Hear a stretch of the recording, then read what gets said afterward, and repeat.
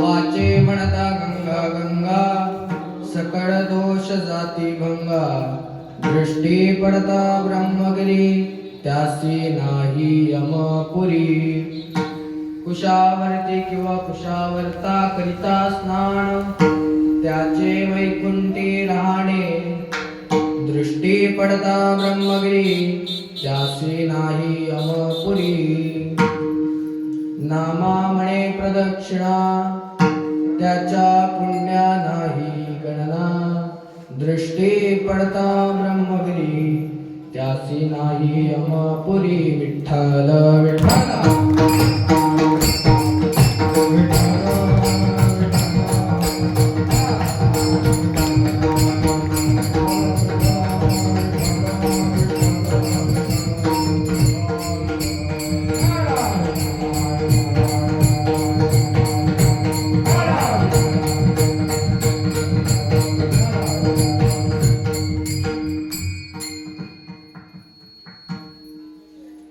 महायोगपीठे तटे भीमरथ्यां वरं पुण्डरीकाय दातुं मनिन्द्रैः समागत्य तिष्ठन्तमानन्दकन्दं परब्रह्मलिङ्गं भजे पाण्डुरङ्गं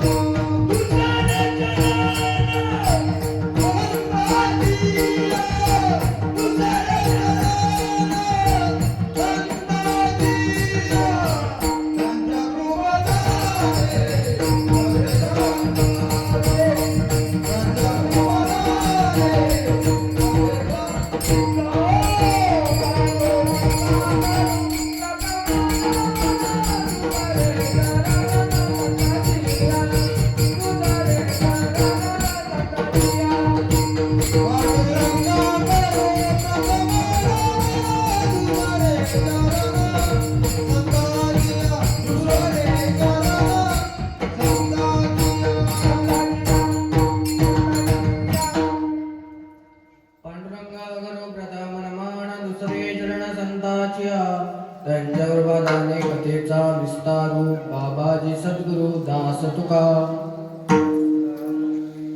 समचरण सरोजम सांद्र नीलांबुदाभम जगणनीत पाणिं मंडनं मंडनानां तरुण तुलसीनादा कंदरं कंजनेत्रं सदयदमलासं विठ्ठलं चिंतयामि।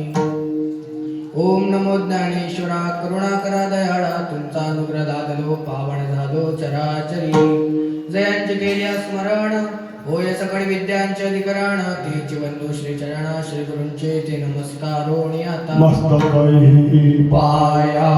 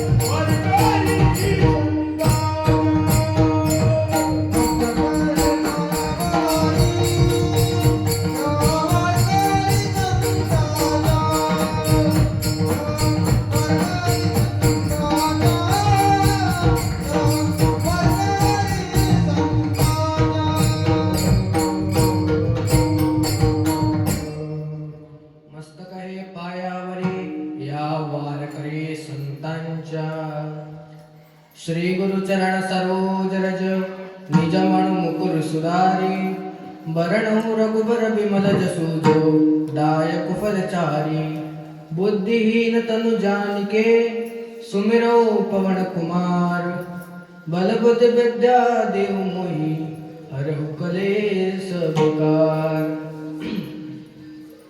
नागेंद्रहाराय त्रिलोचनाय भस्मांगरागाय महेश्वराय नित्याय शुद्धाय दिगंबराय तस्मै नकाराय नमः शिवाय गुरुर्ब्रह्मा गुरुर्विष्णु गुरुर्देव महेश्वरः गुरु साक्षात् परब्रह्म तस्मै श्री गुरवे नमः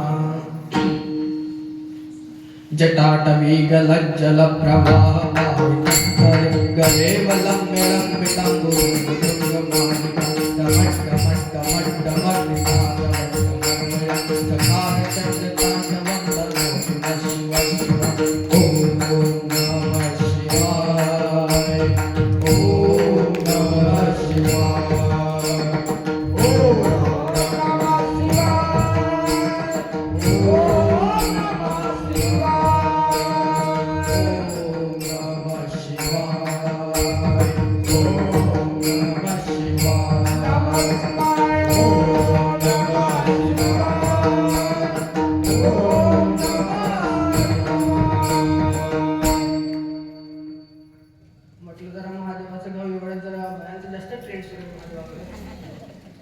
चांगले कोणाची भक्ती असो केली पाहिजे. वाचे म्हणता गंगा गंगा सकळ दोष जाती भंगा दृष्टी पडता ब्रह्मगिरी त्यासी नाही अमापुरी. प्रस्तुत प्राप्त प्रसंगी प्राप्त वेळी चिंतन रूपी सेवेकरिता घेतलेला अभंग जगन्मान्य जगद्वंदनीय पंढरपूरच्या पांडुरंगाचे अगदी आवडते भक्त नवे नवे तर संतांच्या यादीमध्ये सर्वात श्रेष्ठ सर्वात बुजुर्ग आणि सर्वात वृद्ध असणारे संत शिरोमणी श्री संत नामदेव महाराजांचा चार चरणाचा उत्कृष्ट असा तीर्थाचा प्रदक्षिणेचा आणि पर्वताचा कुठल्याही पर्वताचा नव्हे तर ब्रह्मगिरी पर्वताचा महिमा सांगणाराचा अभंग विठ्ठल.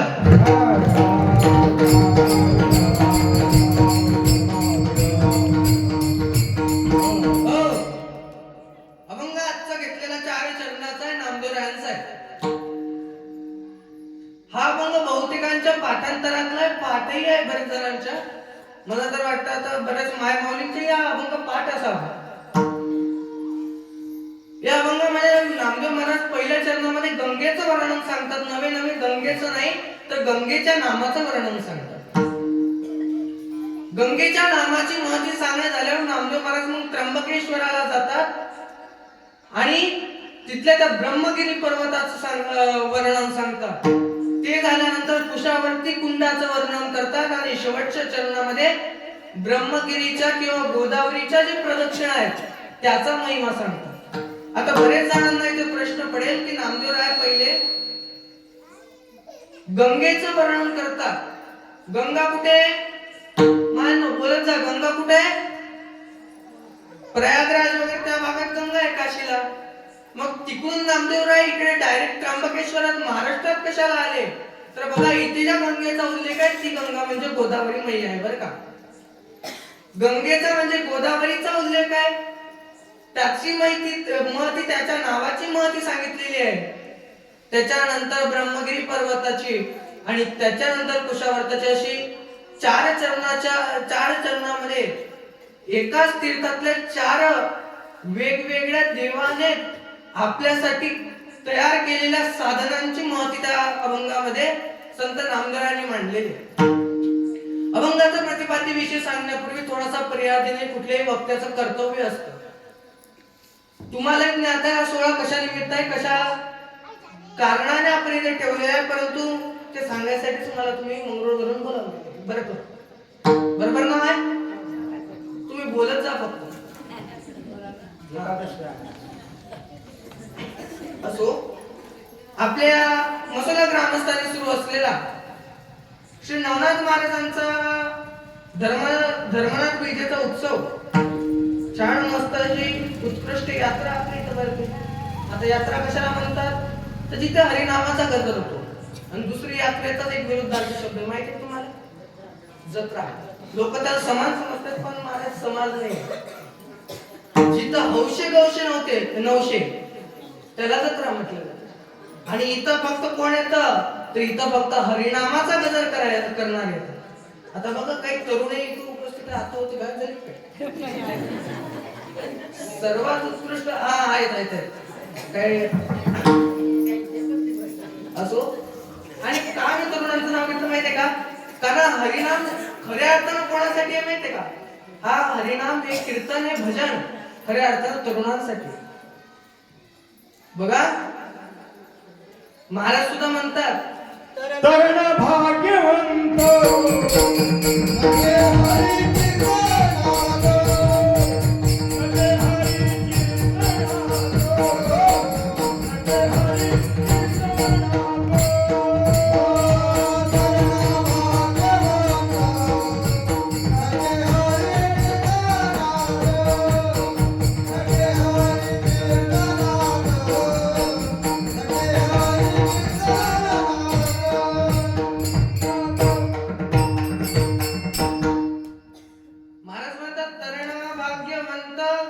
नाचे हरी कीर्तनात नटे हरी कीर्तनात. बघा इथे कोण नटतं? इथं तरुण नटला जातो. आज मला माझं भाग्य वाटतं की बालवयामध्ये या गादीवरती मला राहण्याचा अधिकार माझ्या गुरूंमुळे मला मिळाला, भगवंताच्या कृपेमुळे मिळाला. हे पेटा बांधून एक कंबर बांधून आजच्या काळातील मुलं राहत नाही, पण हे नटणं इथं असलं पाहिजे. जगे थोचे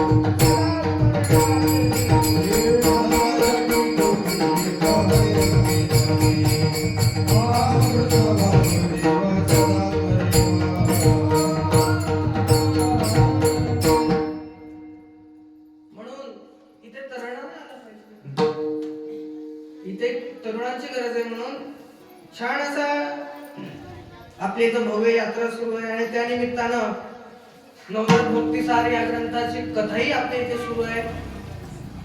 गुरुवर्य श्री हरिभक्त परायण गोपालनाथ महाराज, गुरु शांतीनाथजी महाराज ही यांची कथा आहे. आणि त्यासोबत उपस्थित सर्व श्रोते वृंद असतील, तसे आमचे ज्ञानेश्वर महाराज असतील पकड, त्यानंतर आमचे सागर महाराज असतील, काळे महाराज असतील, आमचे प्रल्हाद महाराज बोरकर असतील, त्यानंतर आमचे राम महाराज बोरकर असतील, वेडेकर बोरकर बाळू महाराज असतील, अशी सर्व मंडळी आपले उपस्थित आहेत. त्याचसोबत आमचे मुळे महाराज उपस्थित आहेत, त्यांनाही मी नमस्कार करतो. आणि खऱ्या अर्थानं ज्यांच्यामुळे मी आज या गादीवरती उभं राहण्याच्या अधिकाराचं झालो ते माझे प्रातस्मरणीय श्री माझे आई वडील, त्यांचं सर्वप्रथम मी वंदन करतो. त्यानंतर ज्यांच्या मार्गदर्शनाने, ज्यांच्या आशीर्वादाने मी घडलो, नवे नवे तर पारमार्थिक क्षेत्रामध्ये कुठलाही एक गुरु जर असला, सद्गुरु जर असला, तर त्याच्या आशीर्वादाने माणूस मोठा होत असतो. तर असे आमचे गुरुवर्य श्री सिद्ध सद्गुरु शांतीनाथजी महाराज असतील, त्यांनाही मी इथून चरणस्पर्श वंदन करतो. त्याचसोबत गुरुवर्य हरिभक्तपरायण कैलास महाराज देवले असतील, गुरुवर्य गोपालनाथजी महाराज असतील, आपले कथा प्रवक्ते, त्यासोबत जे काही गुरु माझ्या जीवनामध्ये येऊन गेले, त्यांनी मला काय नसेल शिकवलं. कारण दत्ताला सुद्धा 24 गुरु होते, साध्या साध्या प्राण्यांना सुद्धा त्यांनी गुरु बनवलं होतं. तसं मला जे मला ज्या गुरूंपासून शिकायला मिळालेलं असतील ते सर्व गुरुजींना मी इथून चरणस्पर्श वंदन करतो. आणि माझ्या पुढे बसलेल्या सर्व महादेव पार्वतीचे अवतार. कारण महाराज म्हणतात ना की तुम्ही महिषाच्या मूर्ती. तुम्ही सर्व महादेव पार्वतीचे अवतार म्हणून तुम्हाला सर्वांनाही, सर्व श्रोतृवृंदांना, माझ्या आई माऊल्यांना, त्यासोबत काही आजही बसलेले आहेत त्यांनाही मी नमस्कार करतो. त्याच पद्धतीने मागे उभे असलेले बसलेले ते काय भट्टी म्हणतात ना, भट्ट्याजवळचे, वट्यावरचे दादा, सर्वांना नमस्कार करतो आणि माझ्या कीर्तनाला प्रारंभ करतो. विठ्ठल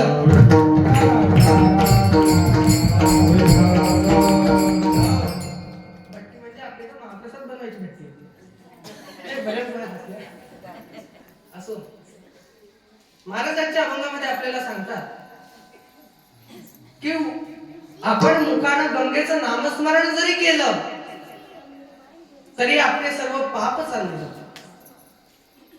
मग मला प्रश्न पडतो, साध्या एखाद्या नदीचं नाव घेतलं तर जर पाप जात असतील तर फक्त गंगेचंच नाव का घ्यावं? तर महाराज म्हणतात इतर नदींचं नाव घेऊन चालणार नाही, नाव घ्यावं गंगेचं नाही. कारण स्वर्गातली नदी आहे ती. मग तुम्ही म्हणाल आपल्या इथं पृथ्वीवर कसं काय आली, तर त्याच्या मागे फार मोठी कथा. आता तुम्हाला काही मी जास्त वेळ घेत नाही, थोडक्यात एक कथा सांगतो. बघा, बरेच वर्षापूर्वी ना एक सगर नावाचा राजा होता.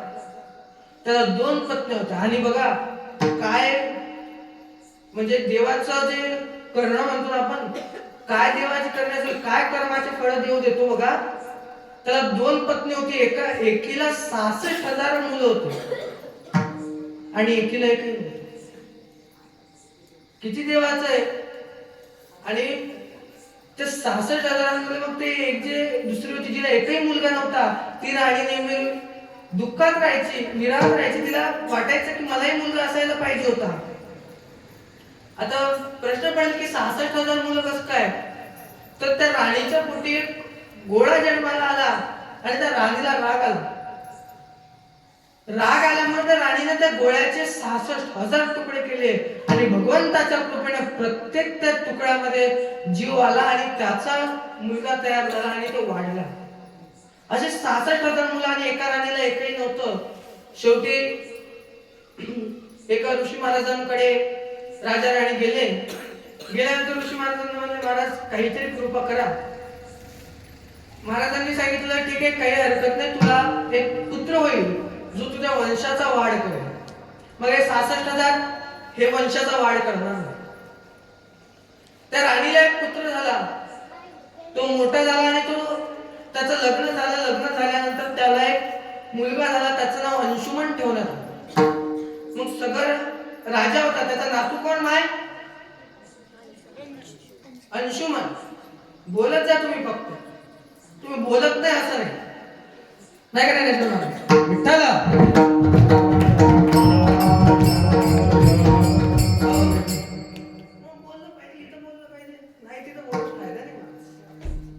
टाळी वाजवताना इथं वाजवली पाहिजे. मी मगापासून 4 वेळा फोन वाजवला पण एक बी नाही वाजवला. देवाचं भजन करताना जर टाळी वाजवली नाही तर घरात दुःख कलेश कधीच येत नाही. पण टाळी वाजवत नाही. मी 4 वेळा असं करावं, असं करावं, असं करावं. लोकांना वाटतं काय महाराजाला बोलावलं पाकिटात सगळं टाळ्या वाजवणं, महाराजाकडे सगळं महाराजाकडे, असं थोडं नसतं. कमीत कमी टाळ्या वाजवत. कारण कीर्तन हे माध्यम भगवंताच्या भक्तीचे. भगवंताची भक्ती फक्त आम्ही इतके नाही करणार. महाराज म्हणतात भगवंताची भक्ती करत असताना सर्वांनी केली पाहिजे. म्हणून एक वेळा सर्वांनी भजन करायचंय. विठ्ठल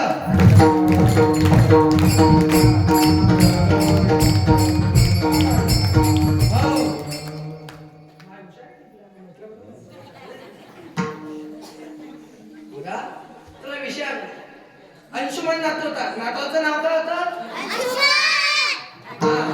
असं नाही आजकालच्या नातवाची नावाने करत ना. एक आजी तिच्या नाती समोर गेली, एसटीत बसली. एसटी कळते का?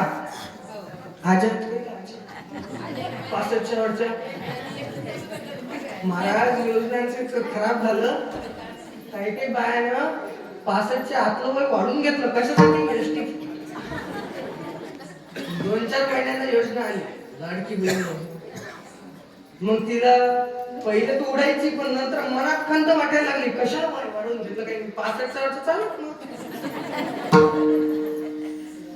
आमच्या इकडे नाही काही काळजी होती ती आजी म्हणलं त्या आजीचं वय कमी होतं त्या आजीने काय केलं वय वाढून घेतलं मला म्हणले महाराज एसटी फुकट आहे म्हणले पंढरपूरची वारी दर एकादशीला करते म्हणलं आजी मस्त आहे चांगले 6 महिन्याची योजना आली महाराज म्हणले कसं करू म्हटलं काय झालं म्हणले पंढरपूरला जाते पण तिथून नातवासाठी काय आणणं वाटतं त्याच्यासाठी पैसे लागतात म्हटलं मग म्हणे लाडकी बहीण योजना आल्या त्याचं कसं करा वय वाढून घेतो म्हणलं 8 दिवसांनी ती आजी भेटली म्हणे महाराज भगवंत इतका प्रेमाने इतका चांगला दयाळू आहे मला सर्व भेटलं म्हणे म्हटलं आजी त्या दिवशी तू म्हणत होते देव काय असा काऊन करते एकादशा करतो पण मला देवानं 1500 नाही दिले देवा मला ते फॉर्मच नाही घेऊन राहिला काऊन तर आजी म्हणलं त्या दिवशी अशी म्हणत होते आज म्हणते की देव नाही दे मग म्हणले महाराज मग दोन्ही याचं असं देत म्हणलं आजी कसं काय म्हणले 2 आधार कार्ड बनविले एक आधार कार्ड 65च्या वरचं आणि एक म्हणले 60च्या आतलं केलं म्हणलं आजी त्या चेहऱ्यावर दिसत नाही का बाहेर वय कमी कोणी म्हटलं एखाद्या बाईला तुम्ही म्हणा दीदी इकडे या लगेच ऐकते आणि तेच जर तुम्ही त्याला म्हणला काकू ऐकल का मग तसंच त्या आजीला म्हणलं आजी तुम्हाला पाहून ते कंडक्टर म्हणून म्हटलं की तुम्ही 65च्या वरच्या असा कसा म्हणत नाही म्हणले तेव्हा आधार कार्ड घेतले की मग आकडे पाहिजे मग आधार कार्डच पाहिजे मग म्हणते की आजी तुमचं वय काय मला सांगावं म्हणते 67 66 मग म्हणते रे खरंच म्हटलं आजी तुम्ही काय म्हणता मी बी ठसकावून बोलते म्हणे म्हणतो नाही की साहेब काय येड आहे काय ऑफिसात शिकून बसलो तुझ्यापेक्षा जास्त शिकायला तर काय कळत नाही वय माय वय मग म्हटलं कंडक्टर काय नाही म्हणे काय म्हणणार आहे शेवटी येतात पुरावा असल्यावर कोणाकडे ये का मग तसाच कीर्तनामध्ये आल्यानंतर भजन जर केलं नाही तर मग घरी नेण्यासाठी पुण्याचा पुरावा उरत नाही आणि म्हणून मग आपल्याला मुक्ती मिळत नाही हे त्याचं कारण आहे पण भजन करा विठ्ठला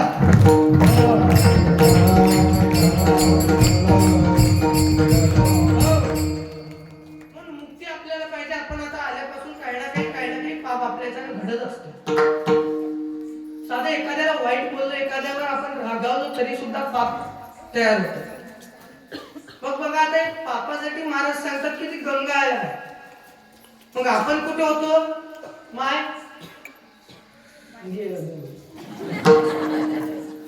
लक्ष ठेवा कीर्तन माझ्या कीर्तनात बसायचं ना लक्षपूर्वक ऐका मागच्या वर्षी तर येऊन गेलो मी तरी विसरले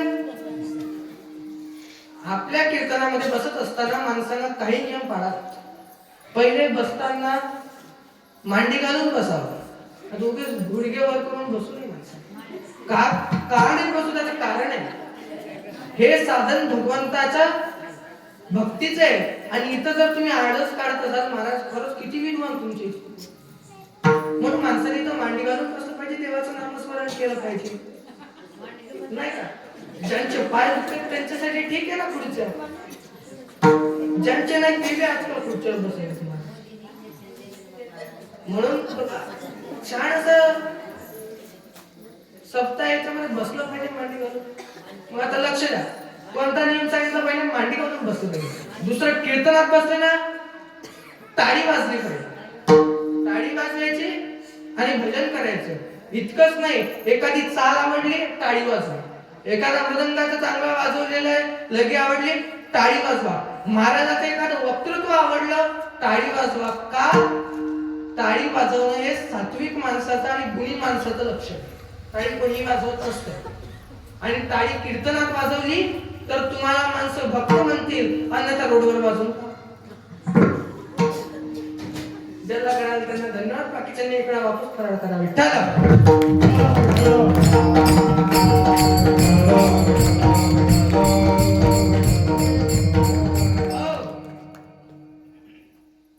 सगळ राजाला एक नातू झालं, त्याचं नाव अंशुमन झालं.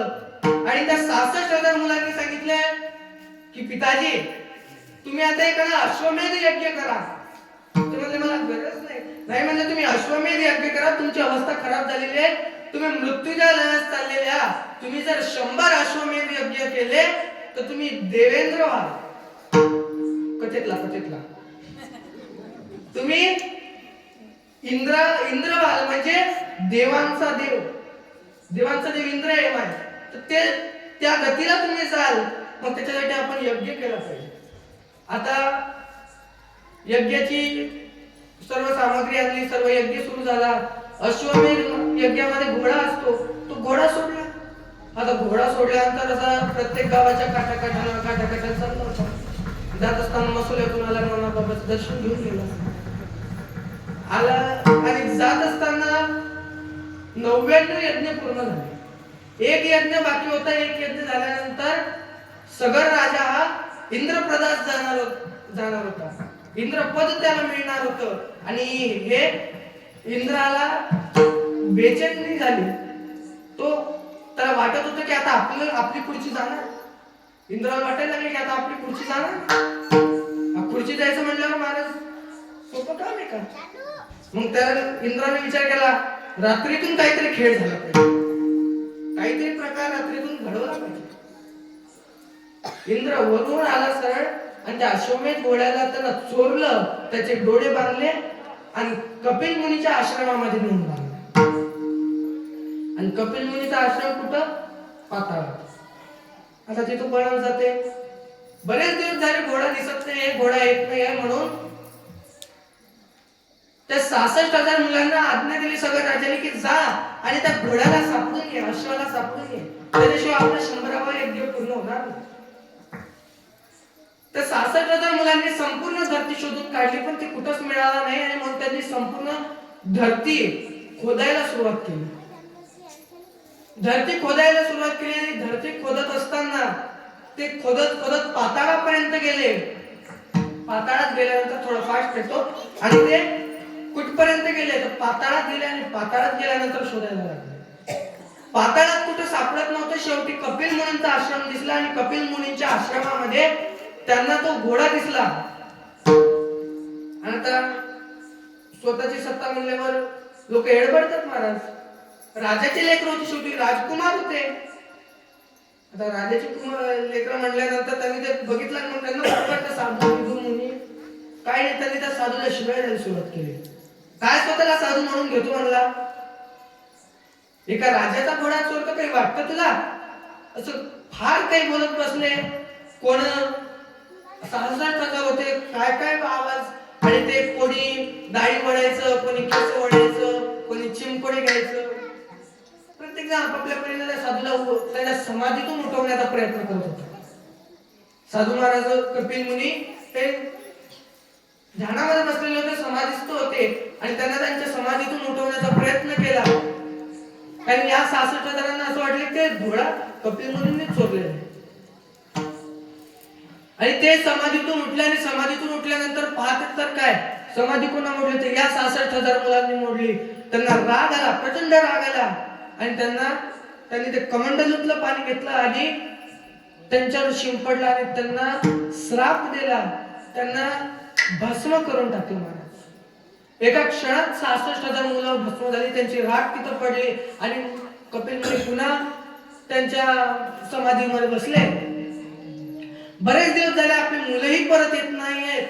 हे पाहत असताना मग अंशुमनला सुद्धा म्हणजे त्यांच्या नातवाला सुद्धा त्यांनी सगळं राजांनी पाठवलं. आणि पाठवल्यानंतर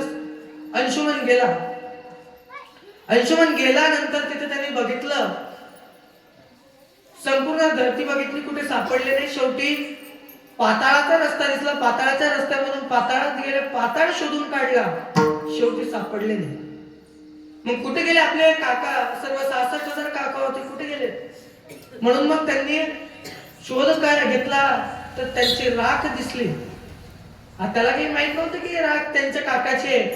तो त्या राखीला ओलांडून राखीच्या बाजूला थोडासा पुढे गेला आणि गेल्यानंतर त्याला गरुड देवता भेटले. बघा कोण भेटलं? हा असं कोण भेटलं? गरुड देवता भेटले. गरुडा विचारलं म्हणजे माझ्या 66 काकांना तू कुठे बघितलंय का? ते म्हणजे हो, हे राख त्यांची नाही. म्हणजे कसं काय झालं? म्हणजे ते आले होते, त्यांनी कपिल मुनींची समाधी उठवली आणि समाधी उठवल्यामुळे कपिल मुनींना राग आला आणि त्यामुळे त्यांनी त्या 66,000 काकांना राग केलं. म्हणजे आता या 66,000 काकांची माझ्या राग झाली, ठीक आहे, मला काही हरकत नाही. आता मी काही करू शकत नाही, शेवटी देवाच्या हातात आहे म्हणलं. शेवटी ना माणूस मेल्यावर कोणाच्या हातात आहे का महाराज? एका बाईचं लेकरू वारलं होतं बघा. ती बाई नुसतं एडपं डोक्यात घेऊन बसली, जिकडे तिकडे येण्यासारखी फिरायची नुसतं. आणि ज्या त्या माणसाला भेटायची, म्हणायची माझं लेकरू कोणी जिवंत करणार साधू असेल तर सांगा. पाहता पाहता 4 दिवस गेले त्या बाईचे आणि गेल्यानंतर आता लेकरू मेलेला जिवंत होत असतं का नाही? मग आता ते लेकरू सापडत नव्हतं. ते लेकरू जिवंत होत नव्हतं आणि तिला वाटायचं की माझं लेकरू जिवंत झालं पाहिजे. शेवटी किती पण म्हटलं तरी मायेचा जीव खूप लेकरासाठी खूप माया आला होती. तुम्हाला खरं सांगू, आपल्याला सर्वात जास्त प्रेम देणारं जर या जगात कोण असेल तर ती म्हणजे माय आणि बाप. म्हणून माझी विनंती आहे सर्वांना, जीवनात काही झालं तरी चालेल, पण विष्णू सारख्या बापाला आणि लक्ष्मी सारख्या आईच्या नावाला कलंक लागेल असं काम करा. आई वडिलांना घरात ठेवत नाहीत महाराज. कधी वृद्धाश्रमाला जाऊन भेटल्या, तिथे खाट्यावर पडलेला प्रत्येक माणूस सांगतो. कोणी म्हणतं आम्ही तहसीलदार होतो, कोणी म्हणतं आम्ही कलेक्टर होतो, कोणी म्हणतं आम्ही महसूलला होतो, कोणी म्हणतं आम्ही विस्तार अधिकारी होतो. आणि त्यांना काही वाटत नाही त्यांचा किती विस्तार झाला ते सांगतात. महाराज, कोणामुळे? तुमच्या संस्कारामुळे तुमची मुलं तुम्हाला वागवत. मुलांना संस्कार देत असताना आई वडिलांनी संस्कार चांगले दिले पाहिजे. कारण जर मुलांना संस्कार दिले तर आई वडिलांनाच धन्यता मिळते, अन्यथा दुसऱ्याला मिळत नाही. बरं का? लेकुराचे हित वाहे माऊली चित्ता, वाहे माऊली चित्ता, वाहे माऊली चित्ता. लेकुराचे हित वाहे माऊली चित्ता, वाहे माऊली चित्ता,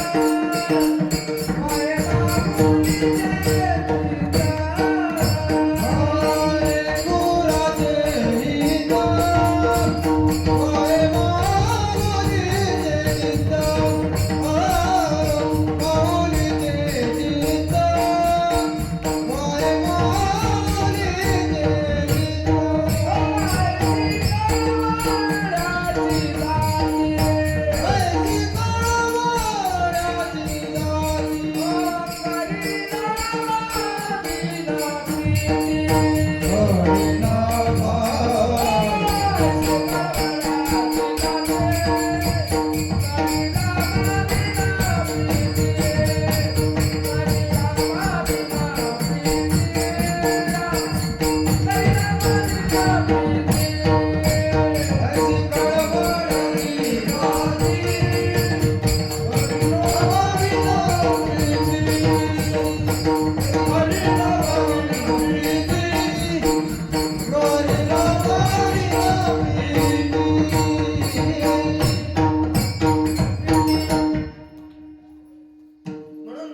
लेकुराचे हित वाहे माऊलीचे चित्त.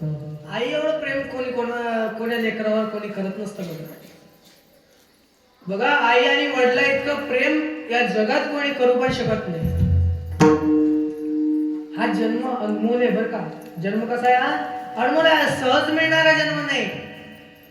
आणि म्हणून असा जन्म देणारी आई जी असते ना, आपल्याला त्या भूतलावरती आणते, तरी पण मुलांना इच्छा होते त्या, आणि हे सर्व आहे ना सुनीमुळे होतं बरं का. काहीच कारण नसतं. कोण्या मुलांना नाही वाटत आपल्या आईला वागवावं नाही म्हणून. आजकालच्या सुना नाही भारी आहेत ना. काही कोणी माणूस लग्न अगोदर लग्न म्हणलं की बोलायची घाबरते माणूस. लग्न शब्द काढायला गेले कोणी भेटलं सप्त्यात भेटलं लग्न कार्य ठीक आहे, कोणाचं मरण धरण ठीक आहे. आजकाल सप्त्यातही कोणी भेटले म्हणते महाराज एखादी पास सांगतो तुमच्या इकडं. एखादा पा असे म्हणणारे माणसं आता मेले. आता एखादी पास म्हणते काय वाईट परिस्थिती आहे. लग्न म्हणले की आता भीती वाटतं कधी कधी. माझं तर सांगणं आहे तरुण मुलांना, एक तर क्वालिटी कमवा, नाही तर काय भगवान यांना सांगितलं होतं ते भगवा कलर होता माहिती ना केसरी, बस केसरी लपेटा आणि म्हणा जय जय भोले. दुसरा काही पर्यायच नाही उरला मला. वाईट परिस्थिती लग्न म्हणते की आता. आणि आजकालच्या पोरी बी लय भारी. लग्न करायच्या आधी अटी इतक्या भारी ठेवतात महाराज. पहिलेच सांगतात की आम्हाला फक्त पुरी बापाची तर 2 एकर आणि ते सांगते मग 50 एकराचा आणि 25 एकराचा मालक पाहिजे. आणाव कुठून शोधून 2 एकर वाले 25 तर पाहिजे. मग 25 वाले काय आता 500 एकराचा मालक आहे ना. तितकी तर जमीन बी उरली नसेल महाराष्ट्राला एखाद्याजवळ. मला वाईट परिस्थिती आजकाल. आणि लग्नाच्या पहिले सांगतात आम्हाला मायबाप नाही पाहिजे. लक्षात ठेव भाई, तुला पण भाऊ आहे, माय बाप मरतील. मला सांगा. आणि आजकालची खूप वाईट परिस्थिती आहे. आजकालच्या म्हाताऱ्या बिले बारी पोरीला पोरीसाठी सासू सासरे नाही पाहिजे आणि स्वतः काल जगते. पोरी बिन सासू सासऱ्याचे सासऱ्याला जवळ पाहिजे. आणि काय मला कळ ना बुवा, काही सासरे तर असे महाराज. एक बाई माझं आली म्हणे महाराज, म्हणलं काय म्हणे आताच पोराचं लग्न झालं. म्हटलं चांगलं. वर्षभरात 30 बाई भेटली म्हणे महाराज. म्हटलं काय लग्न झालं तर मग बरी भेटू सुन काय इच्छी बरी आहे. मग त्याला कवाच सुद्धा सांगितलं काही असतात. आता इथल्या मात्र चांगलंच सांगणार आहे का पुढे मी त्यांच्या कीर्तन झालं मग घरी जायचंय. ताई म्हटलं आई कशी असून काय ढेंगायचे हे बाय. म्हणलं काय बिघडलेलं काम दिसतं. म्हटलं काय झालं.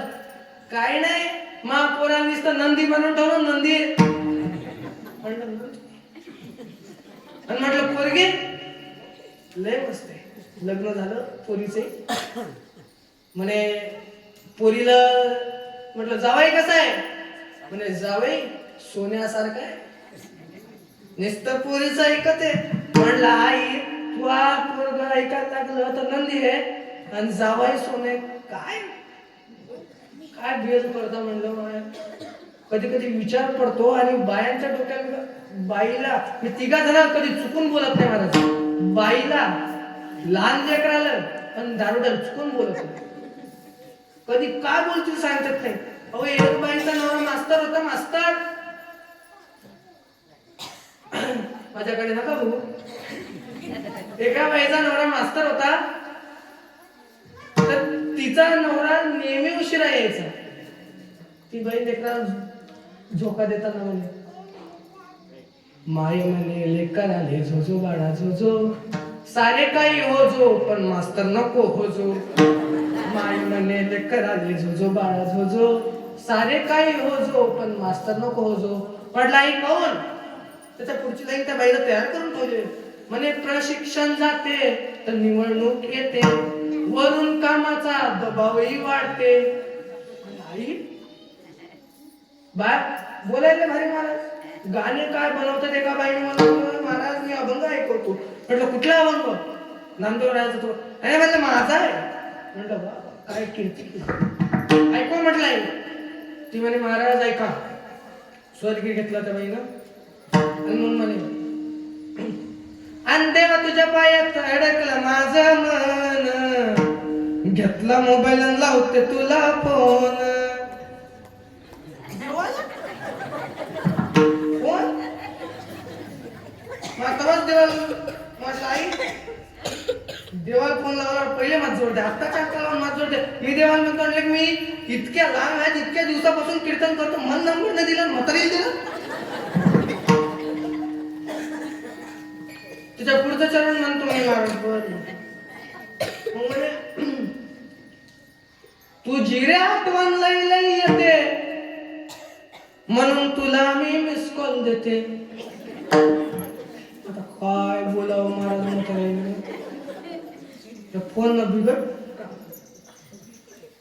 देवाचाही तू रे देव आता माझा नंबर कर रे सेव. देवाला नंबर तो काय देवा नंबर सेव केला तर वरच घेऊन जाईल ना. वरच ठेवून त्याच्या जवळ काल नंबर देव काल मोबाईलचा दान ठेवते हे बाई गप्पा सांगत बस. काल लागते लय वाईट बायचं ना ते चुकून लागू नये माणसानं. दारुड्याच्यात कसंच लागू नये. कधी काय बोलतील काय नाही. एक वेळा महाराज मी एसटीतून येऊन राहिलो बसमध्ये बसलो वाशिमवरून येऊन राहिलो मग बाजूने एक दारुडे बसले.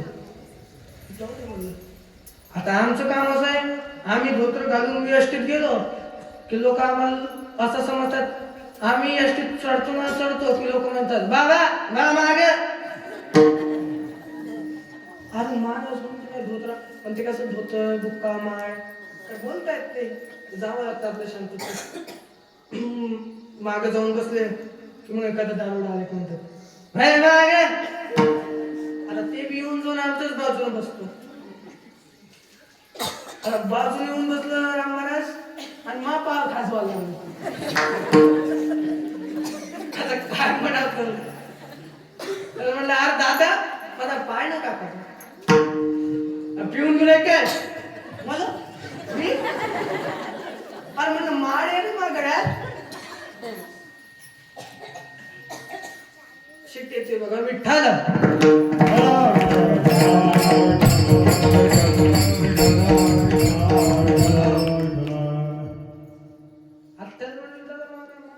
नाही म्हणले मग असं कसं काय माप पाय खाजवर आलो. आता ते दारुड्याचं पाय माप पाय त्याला त्याचंही भान राहत नाही. हो परिस्थिती मग त्याच्या नादाला चुकून या लेकराच्या नादाला लागू नये. कानाला हाताची गळी आहे तर तोंडावर बोट टाकायचं नाही तर सगळं कानाला हात लावून तिथून निघून जायचं. नाहीतर काय एक लेकरू भेटलं महाराज मग कीर्तनाला गेलो मला म्हणे महाराज घरी चला तुमचे युट्यूबला कीर्तन बघतो मला लय आवडते घरी चला आपल्या. म्हणलं नेमकं चालू आता कीर्तनाला जायचंय त्रास होतो आणखी मग तिकडे जाया पडपड पेटामध्ये टाइम जातो. आमचे गरीबाचे घर नाही दिसत तुम्हाला मग काना पाहून जाता मोठे मोठे. त्याच्या म्हणणं तर पाटील बेटा माझा काही तसा उद्देश नव्हता. त्याने म्हटलं दादा चाल बाबा उगाच गाव बरोबर करशील. गेलो बा त्याच्या इथे गेल्याबरोबर मला बाहेर एक म्हैस दिसली. म्हटलं दाद्या म्हैस दूध देते का. नाही म्हणे महाराज मग वागवतो कशाला. म्हणे देत नसती काढावं लागतं. काय बोलावं. आत गेलो बसलो म्हणजे महाराज आई घरी नाहीये दूध नाहीये. म्हटलं मग आता घरी आल्यावर पाणी घेऊन खायचं रे. म्हणजे महाराज ताक आहे आणू. म्हणलं आणू ताक आणलं गळाभर ताक पिलं. हा ताक पिल्यावर म्हटलं पोट त्याला जेवायचं काम त्यातल्या त्यात जे त्यांनी नाश्ता देईल तर नाश्ता वगैरे घालतं म्हटलं जर जास्त झालं तर ताकांबरोबर आणि त्यातल्या त्यात आम्हाला जेवण करायचं म्हटलं की हे वाटतं कारण की आमच्या नसून दुसरी भाजीच नाही वांग आणि मिरच्याची काय नवल वाटतं लोकांचं. ही वाई जवळ यायला पाहुणचार करतात असो काय तर म्हटलं ताक घेतलं पूर्ण ताक पिला आणि ताक पिला तर म्हणलं दाद्या तू हे कल्ला नाही करणार. कल्ला कल्ला कशी करा म्हणले. म्हटलं आईवर इतका दबाव नाही म्हणले महाराज आई पुढे मी काहीच बोलत नाही पण ते कसं त्या ताकामध्ये नाही का रात्रीचा उंदीर पडलं तर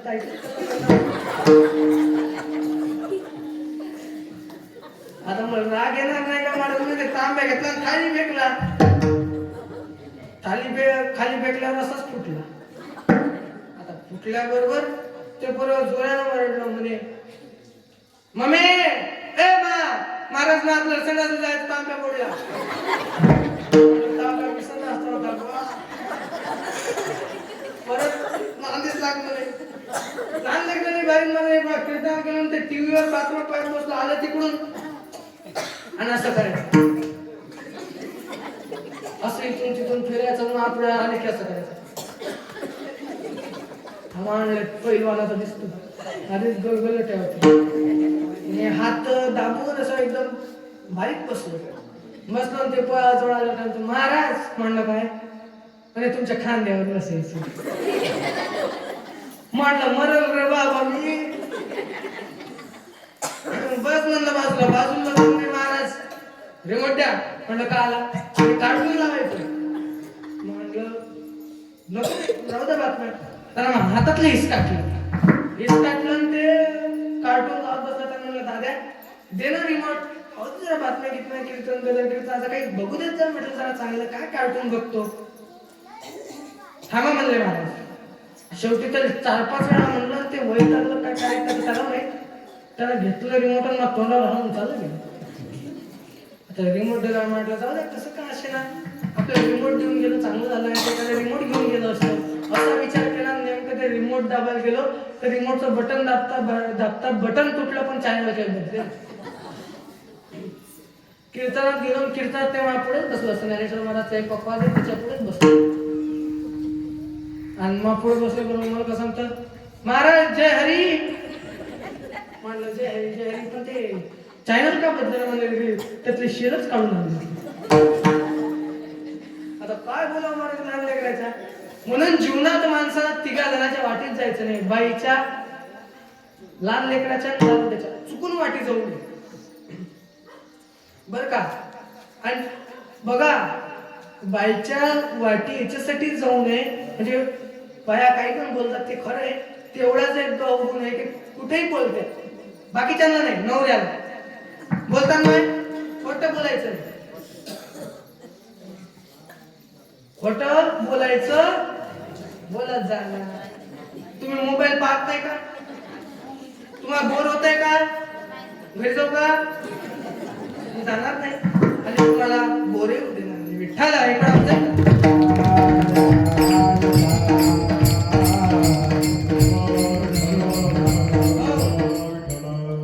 बघा आई एवढं प्रेम आपल्यावर कोणी करत नसतं आणि म्हणून बघा त्या अंशुमनाला सांगण्यात आलं की बाळा जा तुला 66,000 काकांना शोधून आण. त्यांनी सापडलं त्यांचे राख सापडली काका सापडले नाही. मग गरुडाला विचारलं गरुड देवता आता हे तर गेले यांचं काय मला काही हे जमणार नाही जिवंतता परत होणार नाही परंतु आता यांना मला मुक्ती द्यायची तर याच्यासाठी मला यांचे राख न्यायचे आता इतकी राख मला नेणं जमणार नाही. 66,000 लोकांची राख किती जास्त असेल. मग म्हणले कसं करायचं म्हणले इतर कुठल्याही नदीत टाकून त्यांचा उद्धार होणार नाही. का होणार नाही कारण की ऋषीनं मुनीनं त्यांना श्राप दिलेला. मग म्हणले कोणाचं म्हणजे स्वर्गातून गंगा आणावी लागेल स्वर्गातून गंगा आणावी लागेल. मग काय करावं लागेल म्हणजे तुझ्या वडिलांना आता तपस्या करायला लाव. तो घरी गेल्यावर त्यांनी सांगितलं की तपस्या करावी लागेल वडिलांना. वडील ऐकत नव्हते. वडिलांचा स्वभाव तामस होता. त्याने सोडला आणि त्याच्या आजोबांना सगर राजाला सांगितलं. सगर राजाला सांगितल्यानंतर सगर राजा तयार झाले. त्यांनी त्यांचा राजमुकुट काढून अंशुमनला दिला आणि ते पर्वतावरती गेले आणि तिथं तपस्या करत बसले. 1000 वर्ष त्यांनी तपस्या केली परंतु ब्रह्म प्रसन्न झाले नाही. शेवटी ते तिथंच मृत्यू पावले. त्याच्यानंतर अंशुमनचा मुलगा दिलीप राजकुमार राजाचा योग्यतेचा झाला तेव्हा त्याच्या डोक्यावरती मुकुट ठेवून अंशुमन सुद्धा गेला. अंशुमनाने तपस्या केली तोही मृत्यू पावला परंतु तरी ब्रह्मदेव त्यांना प्रसन्न झालेले नव्हते. त्याच्यानंतर मग त्यांनी तर दिलीप राजाला मुलगा झाला, त्याचं नाव भगीरथ ठेवण्यात आलं आणि त्या भगीरथाच्या डोक्यावरती मग राजमुकुट ठेवून तो चालला गेला. आणि चालल्या गेला तर त्यांनी तपस्या केली. कोणी? दिलीप राजाने. कोणी तपस्या केली? दिलीप राजाने केली. आणि दिलीप कुमारानं तपस्या केली आणि तपस्या केल्यानंतर तोही मरण पावला, परंतु ब्रह्माने पावले नाही. शेवटी भगीरथानं विचार केला की आपल्याला तर पुत्र होत नाही, कारण त्याला पुत्र होत नव्हते, संतान होत नव्हती. त्याने विचार केला आपण तपस्या करू आणि देवाला 2 वरदान मागू. एक तर गंगेला पृथ्वीवरती आणायचं मागू आणि दुसरं म्हणजे पुत्र प्राप्तीचं मागू. त्याने तपस्या करायला सुरुवात केली आणि योगानुयोग भगवान ब्रह्म त्याला प्रसन्न झाल्यावर विचारलं काय पाहिजे माग म्हणले. त्याने सांगितलं तर मला पुत्र पाहिजे आणि दुसरी माझी मागणी अशी म्हणले की गंगा धरतीवरती यावी अशी माझी इच्छा आहे, कारण की माझ्या पराजोबांचे उद्धार मला करायचा आहे. ब्रह्मदेव म्हणले भाऊ, ज्या आपल्या हद्दीत आहे तितकं आपण काम करतो. उगेच घरकुलचे पैसे घेऊन आपण तो बुडवत नाही, कळले का? असो. आणि माझी विनंती आहे तुम्हाला सर्वांना सांगू, कुठल्याही कार्यालयात जा, तहसील पासून कलेक्टर ऑफिस पर्यंत जा, तुम्हाला 1 रुपया देण्याची गरज नाही. जिथं देण्याची गरज आहे तिथला अधिकारी सांगत असतो. आज माझे आई वडील दोघंही गव्हर्नमेंट ऑफिसर्स आहेत आणि मी अभिमानानं सांगू शकतो की आणि मी त्या घरात राहतो म्हणून मला माहिती आहे की बरेच केसेस असा येतात कधी कधी की पैसे दिलेले राहतात आणि पैसे कधी साहेबाजवळ देत नाही, तिसऱ्याजवळ. माझी विनंती, इकडे तिकडे देऊ नका, पैसे द्यायचे भगवंताच्या सप्ताहामध्ये द्या. लोकांनी माहिती आहे, लोकांचं कसं आहे, दुसरीकडे कुठे पैसे गेलेत चालते, एखादी नटी आणली त्यात पैसे गेलेत चालत, पण एखादा महाराज बोलवले की लोक काय बोलतात. आता हे सत्ता सुरू झाले की नाही, इकडे नाही येणारे काही लोक म्हणतात पॅम्पलेट पाहिजे, अरे 8 दिवस झोपू देत नाहीत आणि येतच राहतच काय गावाला जाण गावाच्या काही माणूस. मला वाईट वाटतं कधी कधी. या भारतामध्ये जन्माला आलेलो आपण, भारत ही संतांची भूमी आहे, देवभूमी आहे. इतके अवतार इथे झालेले आहेत आणि म्हणून या भारताच्या भूमीवरती आपल्याला भगवंताचे चिंतन करण्याची ओढ असली पाहिजे. त्यातल्या त्यात आपण हिंदू धर्मात जन्माला आलो. हिंदू धर्म साधा धर्म नाही आहे. धर्माच्या रंगासारखं रक्त असणार हा धर्म आहे आपला. शिवछत्रपतींपासून सर्व राजांनी या धर्मासाठी बलिदान दिलं. महाराज शंभूराजांनी बलिदान दिलं या धर्मासाठी. असो विषयाकडे आपल्या ब्रह्मदेवाला सांगितलं माझ्या 2 इच्छा आहे. ब्रह्मदेवाला सांगितलं भाऊ तुला पुत्र प्राप्ती मी करून देऊ शकतो, परंतु गंगेला आणण्यासाठी गंगा सध्या यायला तयार नाही. का नाही तर ती कारण तिला जर स्वर्गातून डायरेक्ट पाठवलं तर पृथ्वीला भेट पडून ती पाताळात जाईल. मग म्हणले कसं करावं. म्हणजे तू शंकराची भक्ती कर आणि शंकराला सांग, शंकरच त्याच्यावरती काहीतरी उपाय काढू शकतो. आणि शंकर महाराज साधे नाही. कोण आहे शंकर? हा संप्रदाय सुद्धा शंकरांपासून उत्पन्न झालेला आहे. आदिनाथ गुरु मच्छिंद्राला आलेले महाराज. साधा याच्यात माऊलींनी गुरु परंपरेच्या अभंगांमध्ये वर्णन केलेलं आहे माऊलींनी. मग त्या महादेवाची तपस्या केली. महादेव प्रसन्न झाले आणि महादेव प्रसन्न झाल्यानंतर ठरलं की आता गंगा आणायची. महादेवानं गंगेला डोक्यावरती घेतलं आणि डोक्यावरती घेतल्यानंतर हिमालयामध्ये आणून सोडलं. गंगोत्री जे धाम आहे ना त्या धामावरती आणून सोडलं आणि तिथून भगीरथाच्या मागे मागे मागे मागे गंगा गेली आणि मग ती गंगा त्याच्या मागे मागे जात जाता भगीरथाने थोडा फास्ट नेतो आणि त्याच्या 16,000 पूर्वजांपर्यंत नेली आणि 16,000 पूर्वजांपर्यंत नेल्यानंतर त्यांचा उद्धार झाला.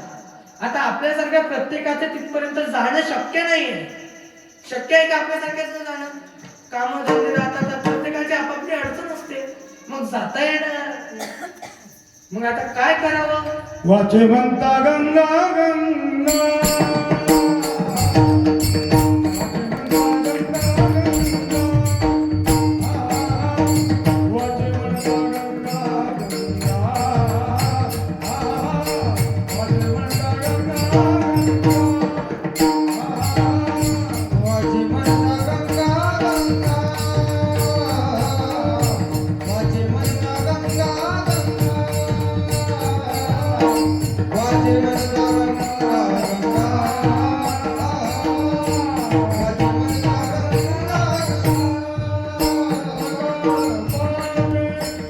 जाती गंगा सकळ दोष जाती गंगा सकळ दोष जाती गंगा सकळ दोष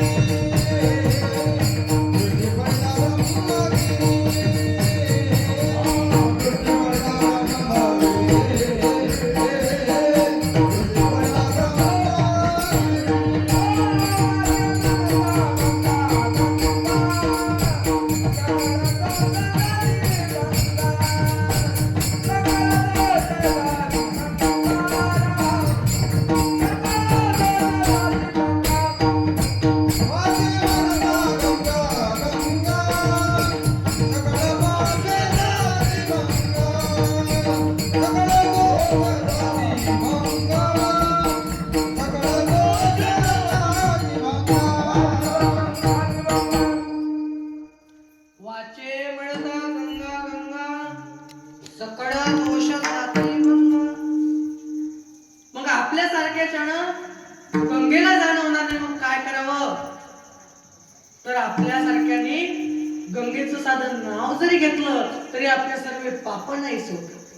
गंगा गंगोती योब्रियात योजनानां शतैरपि मुच्यते सर्व पापेभ्यो विष्णू लोकं स गच्छति. सर्व पाप नाहीचे होतात आणि विष्णू लोकाची प्राप्ती आपल्याला होते.